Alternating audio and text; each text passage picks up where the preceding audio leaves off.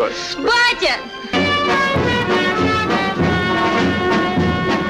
Нет, ни одно событие не могло происходить без Миколы.